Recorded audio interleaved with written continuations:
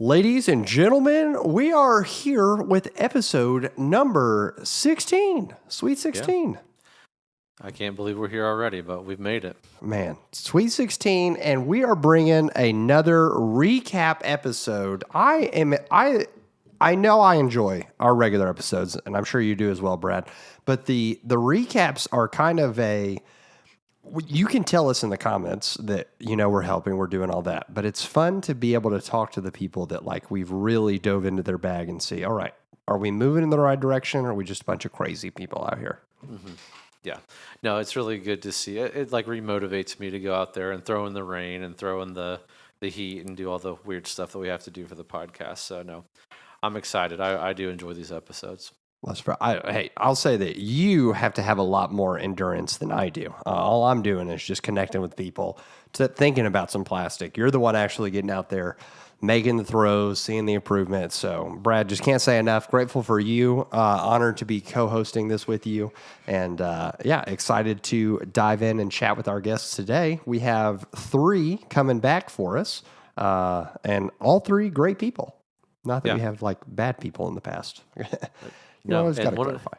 And just a reminder, one of those people could be you. So this episode, we have changed up things a little bit on how we are going to do submissions. We tried the submission form. That kind of got a little wonky. We have a bunch of them in there with mismatch information. So we're going to put some instructions below in the description for you on how to submit your bag and be a possible guest for the future. So keep a lookout for that. We love seeing people submit the form, and we would love to see some more. So absolutely, make sure you check that out. Yes, sir. Well, hey, why don't we? Let's just go ahead and bring in our first guest, shall we? Yep, let's do it. Let's talk to Rob. Come on. From across the pond, we have with us a man with perhaps one of the greatest names in disc golf. Rob, how are you doing today, sir? Howdy, I am doing very well. I obviously said howdy because I want to call with you guys. That's not a normal intro for me, but I felt the vibe. I respect it. I say howdy at all times, and I'm not even from Texas, which is where I feel like it's socially acceptable to say howdy. I keep telling my wife, I want to be that guy that wears cowboy hats. Just not ironic. And nothing else. Yeah, nothing else. I don't think that fit the Robbie brand too well. Trying to film videos like that. Okay. That's a different website. But no, we're having a good old time. Rob, have you had any exciting life updates or anything since we had you on the podcast last? I have. I actually got engaged since awesome. Since I came on the show. Congratulations. Thank you very much. It means that I can't afford discs anymore, so I massively appreciated you sending me one. I've got a big pile next to me of ones that are to be sold. But no, got engaged a month or so ago, so sort of loving that sort of engaged life, sort of starting to plan some bits, so it's super exciting. Dude, that's great, awesome. Man. Congratulations. Let Rob know some congratulations in the comments below, y'all, and then go check out his podcast and subscribe and do all that as a congratulations as well. How's that sound? Sounds perfect. Come on. We thought of this question. Have you gotten any aces since we had you on last? I haven't, although there is a new course that opened about an hour from me, and me and a buddy Matt were scaring the chains all day. It was almost like comedic at the point that one hadn't gone in. It was sort of chain flash and just missing by a couple of inches. So as the first time playing the new course, we're going back. Discs are going into chains. It's happening. I know where it's happening for sure. I love it. That's awesome. Brad, how many do you have an ace at this point, right? I have one, and I walked up to a course when I was traveling for work back in the day, and I walked up to hole number 1, didn't do a warm-up or anything, took out a putter. It was like 225 feet, and threw it straight in on my very first throw of the day, very first hole of the day. And at that moment, I was like, do I just go home, or do I stay and play the round? Turned out to be a terrible round, but it started off great. So one to this day. I don't know that it's possible for a round to continue an upward trajectory if you ace hole 1, right? Yeah. Yeah. I think that's hole 1. Yeah. Mathematically, I think it had to go downhill, right? Yeah, I mean that's literally has to. I think it was Cale LaVisca 2 years ago, aced hole 1 of Las Vegas. It was like first Pro Tour event of the year. Here we go. And then boom, crashes the chains. It was like, that's some big expectations. But speaking of big expectations, Rob, we sent you an FD. Tell us about it. How's it going for you? You do. So I have the FD right here. I felt a lot of pressure with this disc, not going to lie. Mainly because, I mean, the FD is like The Godfather, right? Everyone says The Godfather's a great film. And then if you don't like The Godfather, you think there's going to be this hate. You're like, you're not allowed to say that you don't like that film. It's The Godfather. So that's how I felt, especially a lot of people over here that I'm friends with, play rounds with. They've got like 10 in their bags. They swear by this thing. So, and I'd never thrown one, so I was super excited to sort of get one in my hands. So I have this here. It's the green one. And I believe Trevor said on one of the latest shows that the green are meant to be the most overstable. And that is where I was going to start. This thing is so much beefier than I had in my mind, which meant, you know, when you do that first throw thinking you know what a disc's going to do, that throw, I threw this like on the show we said it was going to be sort of maybe between my T-Bird and my Leopard 3. So I was thinking, okay, you know, I'll throw it maybe at 70%, give it a little bit of Anheuser, should get a little bit of flip up and go nothing straight. This thing just detoured left quickly. And I was like, okay, not what I expected, but let's go again. And I've been throwing it, and it's been a really interesting sort of journey throwing this disc. Because it's not the disc that I thought it was going to be. It's not the disc that I've heard about. And honestly, I'm not too sure what I think about it. Now, I've listened to the other recap show, and everyone was like, I love this disc, to all the recommendations. And I was like, oh, I'm going to come back and sort of give this slightly unsure opinion of the FD, because for me it doesn't sit between the T-Bird and my Leopard 3. For me, because this particular one, I don't know if I got a strange version, sits more in between my T-Bird and my Raptor because of that stability. So I was throwing this on rounds, and then I would throw in other shots. You know, player 2 enters the game, I'd throw it with my T-Bird, and actually I was preferring the backhand shot with my T-Bird. However, on the sidearm, because this thing's quite beefy, I found that it wasn't turning on me. So actually on the sidearm, I was enjoying it, but it wasn't as overstable as my Raptor, so I didn't have to give it as so much hulking strength I would have to with my Raptor or my Captain's Raptor. So actually it jumped up a position. It wasn't between my Leopard 3 and my T-Bird, it was between my T-Bird and my Raptor, so it filled that gap.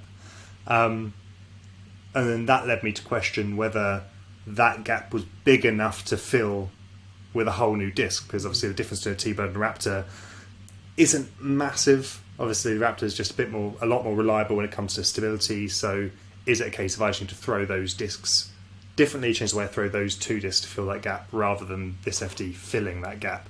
But I think the last thing I'll say on this little bit before you maybe tell me I'm all wrong is I look forward to sort of throwing this thing a little bit more over this season to see how a slightly more beat. If I hit a lot of trees, so I'm going to hit a lot of wooded horses. I'm going to beat this thing in, see if it does start to fill that gap. Because I can see 100% from people that I see throwing FDs, the way theirs fly, the way they get a release from it, they can fill that gap we spoke about in the show. Just this one of my hands didn't. But my mind is still open to this filling that gap, but right now it's not. Yeah. Interesting. So question number 1, what weight is that one? So 173. 173. So it wasn't top of the range, wasn't, you know, I normally throw about 172 to 174. That's normally my sort of my range. So yeah, again, my Leopard 3 and my T-Bird are similar weight, so it wasn't like this one's crazy heavy compared to those discs I was comparing with. Yeah, it's interesting. I didn't realize that either until Trevor mentioned it, that the green one, I saw in the comments too, the green ones do typically come out a little bit more overstable, or if not a lot overstable. I bagged 2 red ones, and that's definitely not how mine feel at all. They're 173 as well. And yeah, they're definitely not, I would not call them overstable. Oh, my light is blowing up in the sorry video watchers here. So yeah, that's very interesting to hear. And I'll say this, and I think Robbie feels the same way. Our goal here is, you know, honesty is the best policy for sure. And we were talking about mathematic possibilities a minute ago. We can't get all of these right, and everybody throws discs differently anyway. And discs are, by nature, can be inconsistent on how their flight is per person. And our biggest hope is not that the disc is the right thing, but like the mindset is what we're kind of like coaching through, and hopefully what, people can see my mindset as I'm throwing it, how it's like opening my mind, and then Robbie is coaching people through that. So I'll ask like a follow-up question. Throwing the FD, and you kind of highlighted it a little bit, but throwing this FD, has it made you think about your bag differently? And not just the fairway driver slot, but any of the slots in your bag. Has it made you think of them differently? For sure. So throwing this disc has maybe not necessarily think about discs that I should swap in and out, but thought about how I utilise different discs. So I would say my local course, unfortunately I live in an area in the UK that don't have a course around the corner, so an hour away is my local. There's a hole there which every single time I played it, there's a sidearm. I threw a destroyer because, destroyer on loads of Annie, sort of axe chop the thing, it'll get out there, it'll get stable. But I've been throwing this FD and I thought, what, try a little bit on the sidearm, see how it does. And not leaning on that crazy overstable. I know this is a cliche now. So many advice videos are, don't throw sidearm, only overstable. You should learn to throw flippy discs. Hallelujah. It's advice that you can sort of you can take to the bank. So, like I said, that FD, it sort of said, okay, I don't need to sidearm my Raptor every time I want to sidearm a disc that speed. I could lean on something like my FD, even my T-Bird, if I, don't turn and burn it. So that shot where I'd throw a destroyer every time, I actually took a Hades out my bag and said, hey, let's give this a go. Gave it a little bit of touch like I was after throwing the FD, and parked the hole for the first time ever. And I was like, oh, well, there you go. That sort of shows that you don't just need the world's most overstable. You don't need a tilt to throw a sidearm. Mm-hmm. You just need to learn how to throw a sidearm flat and straight and with a disc that sort of is going to do a lot of the work for you. So on the sidearm, this FD, I can 100% seeing doing that 20% extra bit of work for you instead of a Raptor. But then, do I go even flippier and get a bit more touch on my sidearm? So there's lots. It's really made me think about the way I'm throwing the discs that are currently in my bag. So even if after a few more sessions this FD doesn't make a slot in my bag, it's definitely opened my mind and thinking, okay, well, if what we spoke about in the original show, this is the gap that I have, how do I fill that gap? Because if the FD isn't the answer, I might have a disc in my bag that is the answer, but it's how I'm throwing it. Or do I just have more faith in a disc that in my head isn't as stable, but a T-Bird is still quite a stable disc. Just have faith that it will stable out. Don't think it's going to turn and burn like a old DX one I've had for 2 years. So yeah, it's definitely sort of put some really interesting mindsets into the way I think about my shot selection. Yeah, and I wonder even if there's if you have you don't love throwing your T-Bird on a forehand, but you love throwing the FD on a forehand. So like they complement each other in that way. If it's like Brad said, his red FDs are flying differently. If you're finding that you're loving the FD for a forehand, is there a world where maybe you're borrowing friends' FDs or whatever to test them out? And you're saying, this sure. is what a season one looks like. And now, because you had mentioned, I don't know if it's worth replacing for a whole new mold. And honestly, I would totally agree with you on that. Like living between the Raptor and your T-Bird, I feel like that's a niche shot that you're not throwing too often, and if you have to have a disc in there just for that, you're not going to have a ton of confidence in throwing it. But I'm with you 100%. If it's teaching you to throw flat forehands, that's worth in the bag for me instantly. Like Operation No Chop is always a go in my neck of the woods. For sure, yeah, and 100% I want to try other FDs maybe. My issue with Discmania at the moment, and this isn't any beef with Discmania, it's more of just the way that Disco's evolving, is a lot of my friends swear by the Innova made FDs. Now for me, if you're just getting into FDs, if you're just exploring the FD now, the wrong way to go is suddenly try and search for Innova made ones, because you then rely on that and then you're not getting those cheap ever again. Those things are, they're running out, they're finite resources. So if I'm going to look at bagging FD, I need to either love the Discmania one or I don't love an FD. So I've thrown friends' FDs one shot here and there. So I said I haven't thrown one before. I've thrown one before. It's been old, sort of Innova made. I was like, yeah, it flies a bit like my Leopard 3. Great, here you go. Thanks for letting me give it a go. I've never really given it sort of a test because I didn't feel like I had that gap to fill. But if I were to say, you know what, the FD is a disc that I'm going to commit to, it needs to be the Discmania made one. It can't be the Innova because that resource runs out. And I've noticed that quite a lot. A lot of people are sort of online hunting for these old discs, these sort of these discs that, these used to be made in this plastic, it's been discontinued. And I'm thinking, why would you rely on that? If you're so desperate, like trying to get your fix for plastic that doesn't exist anymore, your game is going to last 2-3 years tops before that gets lost or crazy unstable, and then nowhere is selling it. Yeah. So that's sort of my mindset with maybe looking at old flippy FDs. So if I do continue bagging this thing, it's about falling in love and seeing a use for the ones that are being made now. Yeah, and another disc that I would recommend trying out, just as if it's not the FD, is the Crave.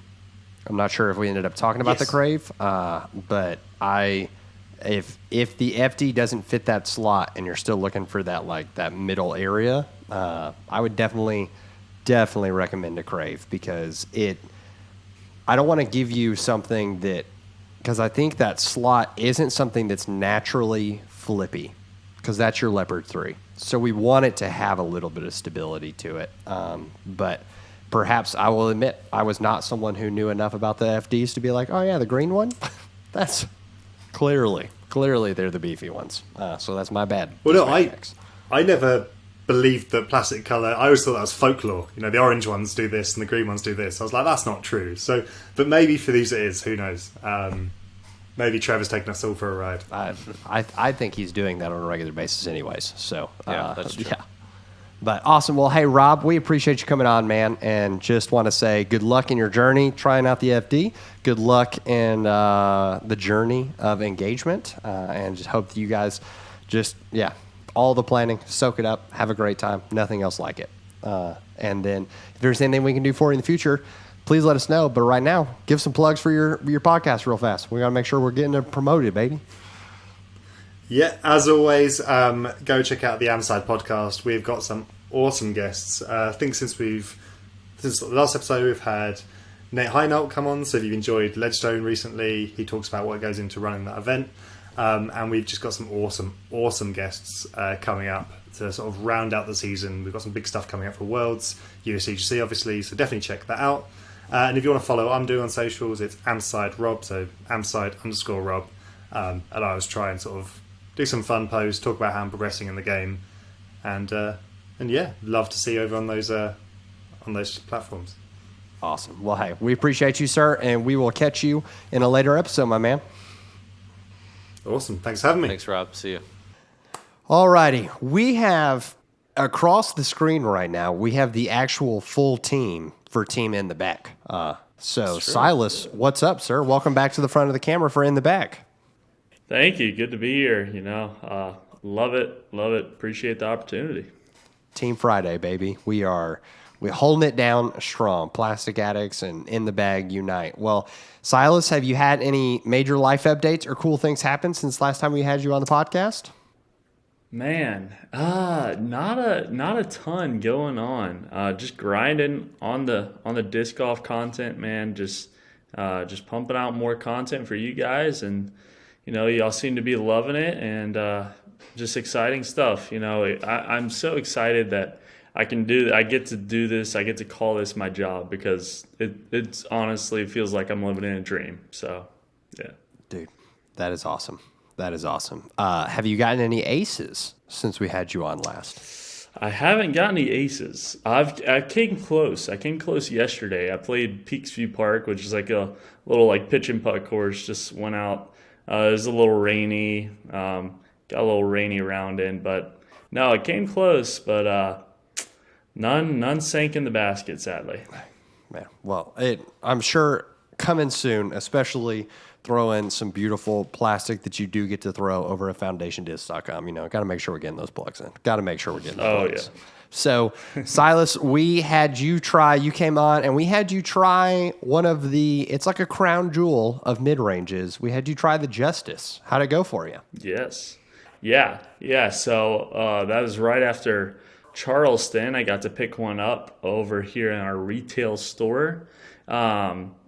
Just threw a couple throws with it. Honestly, I didn't like the bead that it had on the rim. Not a super big bead guy. I liked how flat it was. So super flat, which I really like. I love throwing the Raptor. Again, that's another super flat disc. Not a lot of dome usually you see on those, but just the bead, it just messed with me. It messed with my mind. And so I transitioned out of that. I still love the overstable mid-range, but I actually went with a Clash Discs Mango, which is a tad more understable. Okay. Still fairly overstable. But it just has, I bag a few buzzes. So I have 2 buzzes in the bag right now, and it's more of a buzz feeling disc. But it doesn't have that big bead like a Justice, and it's also more overstable like the Justice. Just doesn't have that big bead. Yeah, no, that's fair. Brad, have you gotten to throw or touch a mango? Yeah, I've actually witnessed Silas throw it quite a bit too. He throws it really well. I've thrown it personally. Not a spot for me right now. Anything overstable like that, I'm really leaning on, like my zones or something like that, or like even an Envy, or something, because I have an Envy that's fairly overstable for me anyway. But that overstable mid range is still an uncomfortable spot in my bag. Yeah, I think that's totally fair. And I know that when we recommended it, I think we tried to put the caveat on there of it's not a disc that you should be leaning on like all of the time. You should definitely be throwing, if you're throwing mid range, you should be throwing that buzz more. You should be throwing that oh wow, it's just escaped me. The Nebula. You should be throwing that more. Yes. But it definitely wants to have that slot, and it definitely makes sense that the bead gets in your way, Silas, because it's a pretty pronounced bead on the Yeah, it Justice. is. Yeah, it really is. But I love the plastic, however. I really do like that plastic. And I found actually that the Clash Disc, that Mango, it's got a very similar feel to it.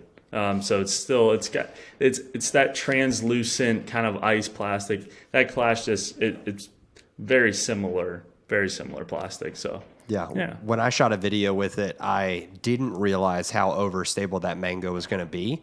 And so I for the video tried to throw an example of because I had 3 mangoes. So I tried to throw one on a hyzer, one on a tiny flexor straight. And then I went to throw the mango on a backhand turnover and see if I could get it to hold anhyzer. It was so bad. Immediately faded out. So I think it's a really good alternative there for what we were talking about, and I'm glad to hear that the Mango is serving that slot. What shots are you feeling like you're utilizing that overstable mid range for? Yeah. So I actually have a Get Freaky zone that I have in the bag, and I feel like it's just a further flying Get Freaky to where. What we had discussed previously was I had a Raptor in the bag, and then I had a zone. And, you're comparing a 9-speed to a 4-speed. And so it just kind of fills that center gap, that distance that I was missing in the bag, especially on forehand. That's really the only time I was throwing these discs where it was on forehand. So it really gets me to that 300, 315 range in my distance that I can rely on without having to overpower the zone, without having to full flex, turn it over to still get that same distance. So just easier, more effortless distance than just trying to force a zone out there. Yeah. So a course like Peaksview that you just played yesterday, where it is more pitch and putty, so you're not necessarily having to crush some discs. Do you find you're using a Mako a lot more on those kind of, Mango, a lot more on those courses? Yes, yeah, to where I don't feel like I really have to rip on a zone, but I can just kind of fluttered, just smooth one out there with the mango. It's really it's easier for me to hit lines. You don't have to force anything over. It's just more comfortable as well. So yeah, I've just really been loving it. That 300-ish kind of range. It's been great so far. Yeah, and I'll defer to Brad if he has a question. But my last follow up for that would be, when you're throwing the mango, how's the ground action compared between the zone, the mango, and your raptor? Yeah. So my raptor, if I'm really ripping on that, it's going to get a lot of ground action. So that fade, that really spiky, it's 9 speed, so it's going to get up and it's going to skip. So whereas the mango is going to skip a little less, and then that zone more for those approach shots that I want to stay down, not get hardly any ground action. I just want that zone to sit. That's kind of what it's there for. And the mango can get a little ground action. That's perfectly okay. But yeah, it's just a good middle road between that zone and that raptor. Awesome. Yeah. This is, kind of making me want to go throw it again. Like I said, I did throw it when Clash sent us some disc here. We had integration video we did with them. And, the Nebula, I love the Nebula, but if I do need like stability on a backhand like that, I still don't have a mid-range that'll do that. I always find myself going up to my Vulture and I'm going to get ground flare on it every time. And, sometimes it's great, right? But a lot of the times it can put you in trouble. Even like a pitch and putt like Peaks, there is some danger on holes that you can't get ground flare, or you go from getting an easy birdie to like a bogey pretty quickly. So yeah, it's definitely making me think of something a little different there, Silas. I might have to go throw one again. Yeah, I'm thinking of like that whole middle section of Peaks where I feel like you actually are on the Peaks. It's like, oh, yeah, no, that is not, I want to be right next to the basket, and that's it. Mm-hmm. Awesome. Well, hey, Silas, we appreciate you coming on, man. And Brad's asked this question with our other guests, so I want to follow it up because I think it's a really good question that we need to be asking. Has the addition of the mango, even though it's different than the Justice because of the bead and whatnot, has the addition of the mango made you view your bag differently before you came on the podcast with us, or you feel like it didn't really change anything necessarily for your game? Yeah, honestly, I think it's given me confidence in my bag. Just to be able to know that between any shot, I don't have to really force a disc over. I have those shots, I have those distances more dialed in now than I would previously, and that's just given me the confidence to just play the game better. And honestly, just be more accurate, get more accurate with my distances, and just play better, honestly. Awesome.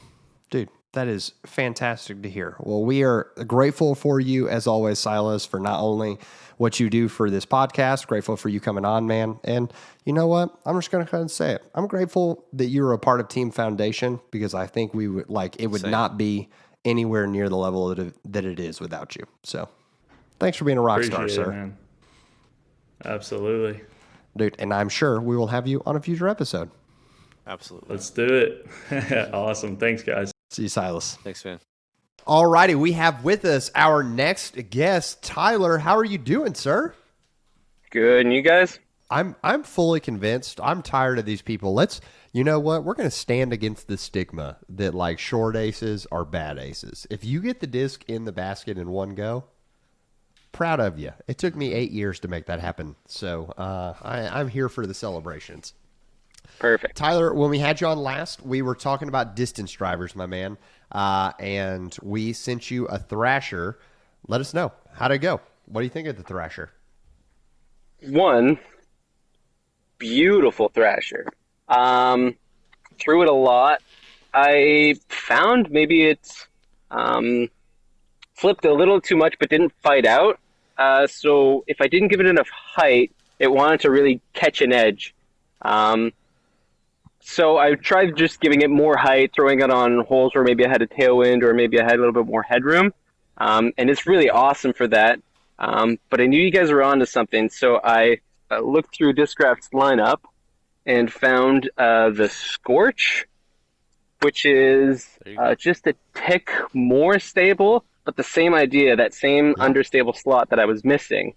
So this has been money for woods shots where I have to kind of flip it up and have it just push straight or a little bit understable. So I bagged both of them, but I think the Scorch is maybe a little bit more what I was looking for. Hey, well, I'm glad, that we found something you're looking for. Brad, have you had experience with the Scorch versus the Thrasher? Yeah, I threw the first run, and I would admittedly not when I knew a whole lot. So it's a disc that I kept in my, I've traded in a lot of the discs I don't use. I just hate having something sitting on a shelf. But I kept the Scorches because I feel like they're going to make their way back in my bag at some point, and now I'm kind of convinced Tyler. Yeah, they're pretty nice. Yeah, I mean, coming from a turn in Innova, I heard someone say that the Scorch is a better turn. So I fully agree with that and can see the stability. Now, I'm not as familiar with the Scorch. I know it's a newer mold. Does it come in any plastic that y'all know of besides just that Z? Mm-hmm. Comes in ESP for sure, and I believe there's been a big Z version as well, I think, coming out with Ledgestone. Okay. Nice. So there's some variety there, Tyler. What plastic is the one you're throwing? Z? Yeah, Z. Really stiff. It's the mold is kind of a weird shaped rim, similar to the Heat. It's like a faster Heat, maybe. I love it. Well, I hope that I'm sorry that we failed you in the exact mold, but excited to hear that you found a slot that the slot works for you, and perhaps even that variance of an ESP Scorch. Wow, my brain just totally farted on me there when I was talking about it. An ESP Scorch perhaps could be that flippier option as well, and then you wouldn't even need the Thrasher. But glad to hear that. Yeah, that distance sort of tunnel shot is easier in this mold for sure. Yep, I wouldn't say that you failed me. I would say that you put me on the right path. That's what I was going to say. I think that if we can, I don't think we're going to find the right solution every time for everybody, but if we can get them directionally correct, and I think really the goal, and I'll speak for Robbie here, for both of us, is looking and approaching your bag differently than you did before, or whatever rut you're stuck in, or whatever mindset you're stuck in, just encouraging you to think outside the box and look at things a little differently. So I think we'll call it a win, I think, right, Tyler? That was a win for us? For sure. Awesome. Well, dude, I hope that your new Scorch continues to just open new distance thresholds for you, man. And you're looking at 700-foot tunnel shots, and you're like, simple. And I have this disc, and it's great, so I'll keep it in the bag. Thank you for coming on and catching up with us, man. And if you're listening and you're throwing a Thrasher, and you're like, yeah, I wish something a little tick more stable, Tyler has given you the disc. So thank you seriously for coming back, man. Thank you, guys. Alrighty, so here we are. We have wrapped up another recap episode. Brad, how you feeling on the other side? Feeling good.